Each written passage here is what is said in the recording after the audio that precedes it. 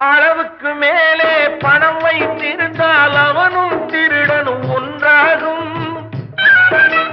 அளவுக்கு மேலே பணம் வைத்திருந்தால் அவனும் திருடனும் ஒன்றாகும்.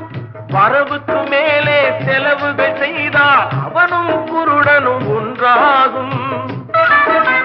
களவுக்கு போகும் பொருளை எடுத்து வறுமைக்கு தந்தால் தருமமடா. களவுக்கு போகும் பொருளை எடுத்து வறுமைக்கு தந்தால் தருமமடா. கூட்டுக்கு மேலே கூட்டை போட்டு கூட்டி வைத்தால் அது கருமமடா.